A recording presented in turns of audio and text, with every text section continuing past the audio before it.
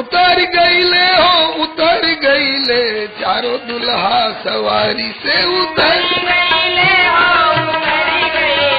चारों दुल्हा सवारी से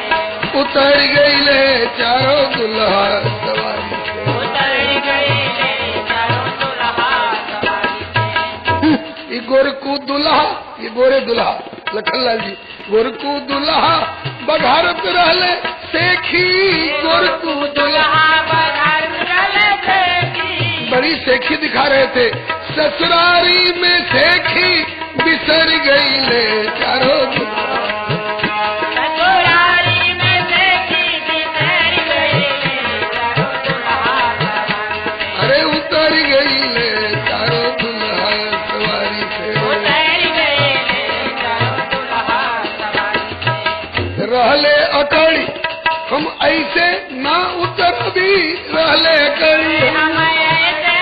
उतर भी अकड़ के बैठे थे ऐसे हम नहीं उतरते एक चुटकी में अकड़ सुधर गई ले चारों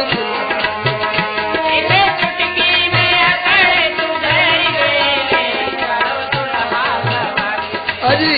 मन में तो रहे इनके मन में तो रही हम भैयों के संभार भी मन में तो रही हम भैयों के संभाल भी हम भोले भाले भैया को भी संभालते रहेंगे हम कोई ऐसे वैसे हैं कि जैसे चाहेंगे नचा लेंगे लेकिन भैया को क्या संभालेंगे उनके संभारत में अपने संभारी गई ले चारों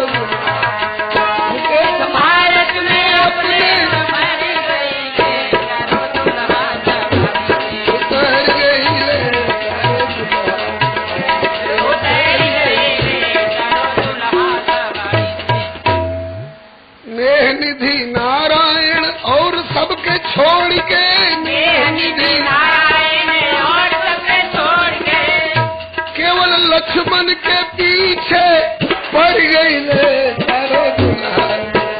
केवल लक्ष्मण के पीछे पड़ गई ले चारों दुल्हा सवारी से। उतर गई ले चारों दुल्हा उतर गए ले चारों दुल्हा सवारी से। जो ज्यादा चिढ़ते हैं ना उनसे ज्यादा छिड़खानी की जाती है लखनलाल जी थोड़े तेज स्वभाव के हैं अच्छा तो लखनलाल जी नाराज हो गए होंगे बोले क्यों नाराज क्यों होंगे कहा कि सुन सुन के मिथिला की मीठी मीठी बोलिया सुन सुन के मिथिला के